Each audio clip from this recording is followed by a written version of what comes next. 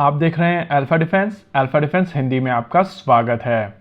आज के इस वीडियो में हम लोग बात करने वाले हैं टाइम्स ऑफ इंडिया की एक रिपोर्ट के बारे में, जहां पर उन्होंने कहा है कि रफाल की मैन्युफैक्चरिंग HAL द्वारा की जाएगी। ये रिपोर्ट सुबह जैसे ही आई थी वैसे ही हम लोगों ने ब्लिंकिट के ऊपर पिंक सॉल्ट ऑर्डर किया था, क्योंकि इस तरीके की रिपोर्ट्स को हमेशा आपको नमक के साथ लेना पड़ता है। एनीवेज, दोपहर होते होते HAL का स्टेटमेंट भी आ चुका है और HAL के स्टेटमेंट के बाद में चीजें क्लियर हो जाती हैं कि एग्जैक्टली यहाँ पर क्या हो रहा है। अभी आपकी स्क्रीन के ऊपर HAL का स्टेटमेंट दिखाया जा रहा है और इस स्टेटमेंट में आप साफ देख सकते हैं कि HAL ने कहा है कि उनको इसका कोई आइडिया नहीं है और उनके साथ में इसको लेकर किसी भी तरीके का कम्युनिकेशन नहीं हुआ है। चीजों को बेहतर समझने के लिए आपको एक मैनेजमेंट की टर्म समझनी पड़ेगी, जिसको कहते हैं पेस्ट एनालिसिस। लेकिन उससे पहले ये जरूरी है कि आप इसमें पॉलिटिक्स को ना घुसें।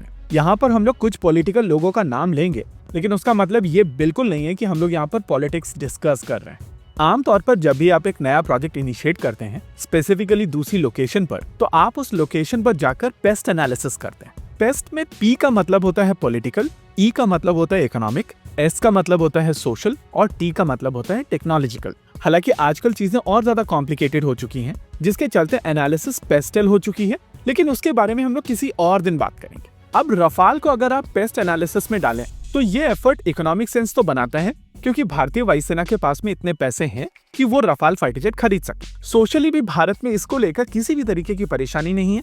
हालांकि बहुत सारी इंडिजिनस वॉइसेस हैं जिनको ये डील पसंद नहीं आ रही है और उसको ओवरकम करने के लिए सोशल मीडिया के ऊपर कैंपेन्स चलाई जाएंगी, जो मीडिया के थ्रू चलाई जाती हैं। एक मिनट के लिए आप पॉज कीजिए और ये सोचिए, रफाल और तेजस एक कैटेगरी के एयरक्राफ्ट नहीं है, ये दो अलग अलग कैटेगरी को एड्रेस करते हैं। लेकिन आपके दिमाग में ये चीज डाल दी गई है क्योंकि LCA Mark 1 की डिलीवरी नहीं हो रही है, इस वजह से रफाल बहुत ज्यादा एसेंशियल हो गया है। फिर से हम लोग यहाँ पर एक चीज कह रहे हैं कि रफाल एसेंशियल है, लेकिन LCA Mark 1 और रफाल दोनों अलग अलग कैटेगरी के एयरक्राफ्ट हैं और जो supply chain issues LCA Mark 1 के साथ में चल रहे हैं या अब एक्सेप्शन को लेकर जो बातचीत चल रही है, उसका रफाल से कोई लेना देना नहीं है। टेक्नोलॉजिकल एस्पेक्ट से देखा जाए तो रफाल कैटेगरी का कोई और एयरक्राफ्ट भारत में नहीं बनाया जाता है और उस हिसाब से ये टेक्नोलॉजिकल सेंस बनाता है। वैसे बहुत सारे लोग यहाँ पर आर्ग्यू करेंगे कि LCA Mark 2 इस कैटेगरी का एयरक्राफ्ट है, लेकिन रियलिटी है कि ये अभी भी पेपर के ऊपर है। यहाँ पर भी एक इम्पोर्टेंट सोशल फैक्टर आता है। आप सभी को याद होगा लेगेसी MMRC है, वहाँ पर साब की तरफ से ग्रिपेन E भारत को ऑफर किया गया था,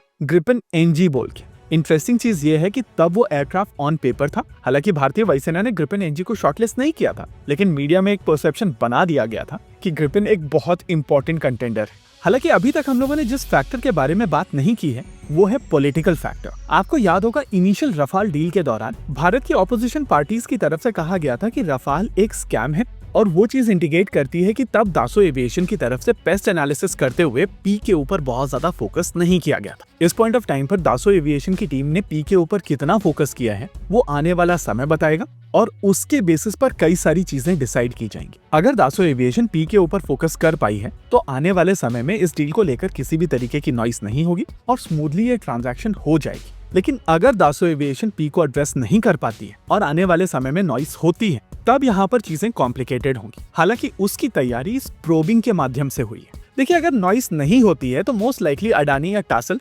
रफाल को भारत में असेंबल करेंगे, लेकिन अगर नॉइस होती है तो पॉलिटिकल सिचुएशन को ध्यान में रखते हुए इंडियन प्राइवेट सेक्टर कंपनीज वहां पर इन्वॉल्व नहीं होंगी और तब आप HAL को यूज करेंगे। पिछली बार जब रफाल को लेकर कॉन्वर्सेशंस हुई थी तो ऑपोजिशन की एलिगेशन थी कि HAL को हटाकर रिलायंस को सपोर्ट करने की कोशिश की गई थी। अब अगर दासो एविएशन पॉलिटिकल स्पेक्ट्रम को एड्रेस कर पाता है तो वो गड़े हुए मुर्दे नहीं उखाड़े जाएंगे, लेकिन अगर दासो एविएशन पॉलिटिकल स्पेक्ट्रम को एड्रेस नहीं कर पाया है तो वो ड्रामा दोबारा से होगा। फिर से हम लोग यहाँ पर एक चीज एम्फसाइज कर रहे हैं कि आप इसको पॉलिटिकली मत देखिएगा, बात हो रही है कॉन्सेप्चुअल लेवल पर। 36 रफाल वाली डील को लेकर हम लोगों ने हिस्टोरिकली इतने सारे वीडियोस बनाए हैं और हर एक वीडियो में एक ही चीज कही है कि वो स्कैम नहीं था। यहाँ पर हम लोग स्पेसिफिकली बात कर रहे हैं पेस्ट एनालिसिस की। वैसे पिछली बार जब हम लोगों ने 5Y वाला वीडियो किया था तो आप में से बहुत सारे लोगों के हम लोगों को ईमेल्स मिले थे और इस तरीके के एप्रिसिएशंस आप भेज सकते हैं।